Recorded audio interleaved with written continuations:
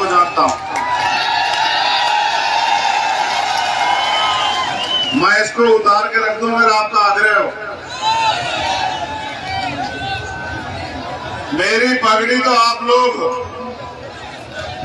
मेरा सम्मान तो मेरी माए बहने, मेरे भाई है, मेरे बुजुर्ग, और मेरा जीवन भी आप सबके लिए।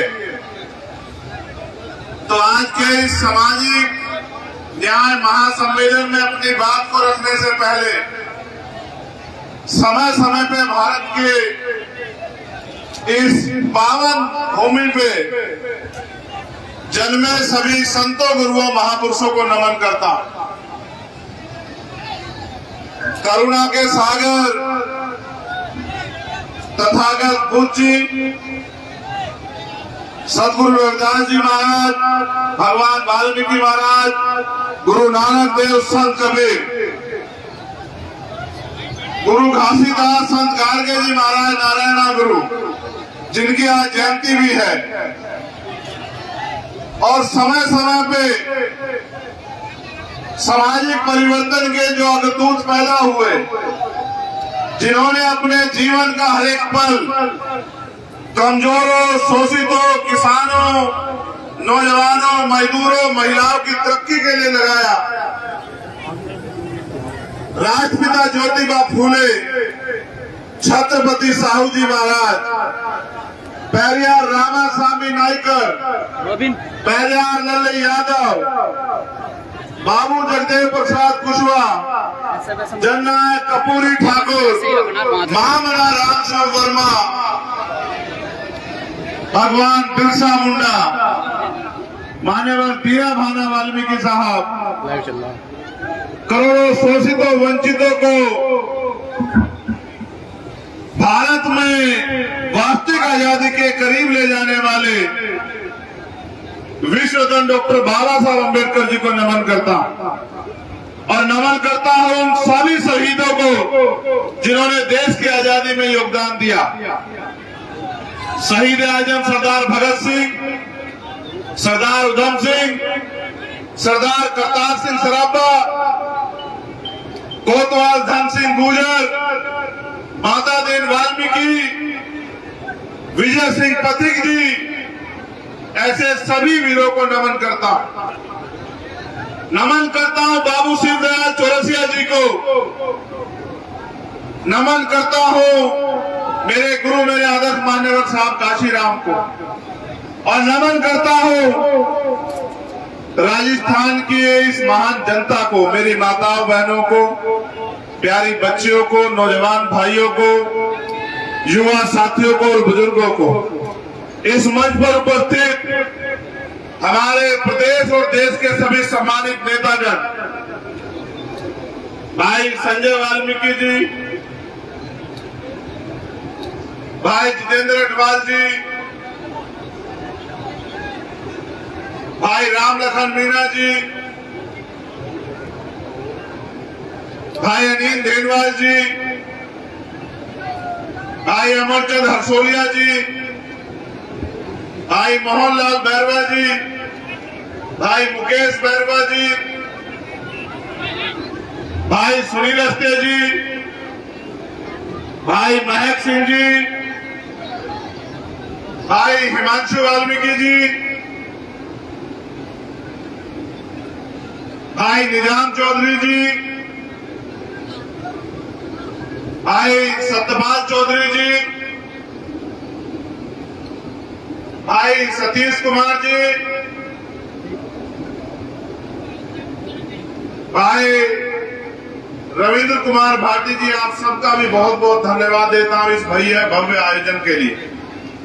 और इसलिए भी धन्यवाद देता हूं कि देश के सभी कोनों कोनों में जाके आप आजाद समाज पार्टी भीम आर्मी को मजबूत करने का काम कर रहे हैं।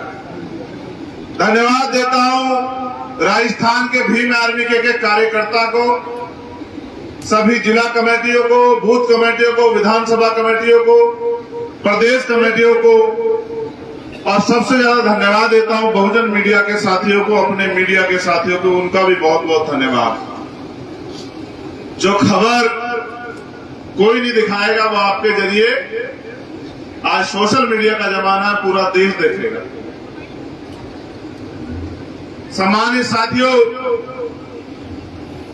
पिछले 6 न्यायिक सम्मेलन हमने किए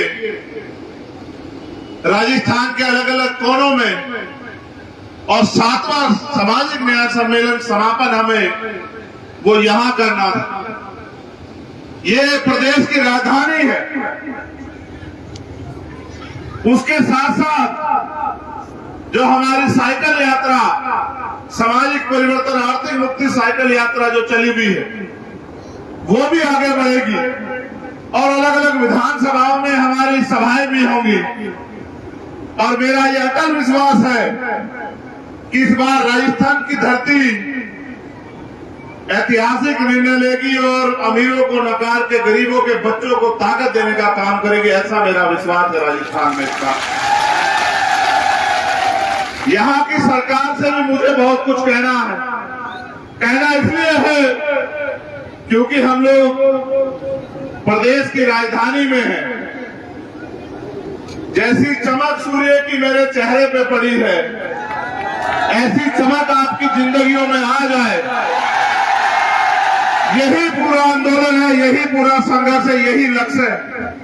और ये चमक तब तक रहेगी जब तक आप लोग संघर्ष करोगे। जिस दिन आपने संघर्ष का रास्ता छोड़ के सुविधा का रास्ता इख्तियार कर लिया, ये चमक भी चली जाएगी। मेरे साथियों, इस बात को आप लोग याद रखना। तो जैसा मैंने कहा कि यहाँ की सरकार से भी बात करनी है, लेकिन यहाँ की सरकार के साथ यहाँ अपने लोगों से भी बात करनी है कि वो क्या चाहते हैं। अगर आप इन सरकारों से खुश हो, अगर आप इन सरकारों के कार्यकाल से खुश हो, तो फिर आपको आजाद समाज पार्टी को समर्थन करने की कोई जरूरत नहीं। और अगर आप ये मानते हो कि बारंबार आपसे धोखा करके, आपसे झूठे वादे करके आपको ठगा गया है, तो फिर हमारे यहाँ एक कहावत है कि अजमाए में को अजमाया हुआ नहीं जाता। अगर आप मानते हैं कि यहाँ सभी सरकारों ने आपको बेबस, लाचार, गुलाम बनाने का काम किया है, तो मेरे साथियों फिर ऐतिहासिक निर्णय लो। क्योंकि भारत में आज लोकतंत्र है और लोकतंत्र में बहुमत का शासन होना चाहिए। जिनका वोट होना चाहिए उनका राज होना चाहिए। लेकिन वोट यहाँ आपके पास है, राज आपके हिस्से में नहीं आया। आपके हिस्से में आया जुर्म, जाति, बेबसी, लाचारी, अन्याय, अत्याचार और खिंचती खाल, लुटती अस्मत, ये आपके हिस्से में आया। बेबसी, लाचारी और कई तरह की बेबसी, लाचारी। अभी यहाँ छात्र संघ चुनाव होते थे, छात्र संघ चुनाव से हवा का पता लगता था। इस बार भीम आर्मी स्टूडेंट फेडरेशन मैदान में आई तो मुख्यमंत्री जी चुनाव से ही मुकर गए। वो कहते हैं चुनाव ही नहीं कराने, क्योंकि लोकतंत्र की सबसे पहली पाठशाला है छात्र राजनीति। और छात्र राजनीति से जो निकल कर आता है वो सरकार के दमन के आगे झुकता नहीं। उसका सबसे बड़ा उदाहरण आपके सामने चंद्रशेखर आजाद खड़ा।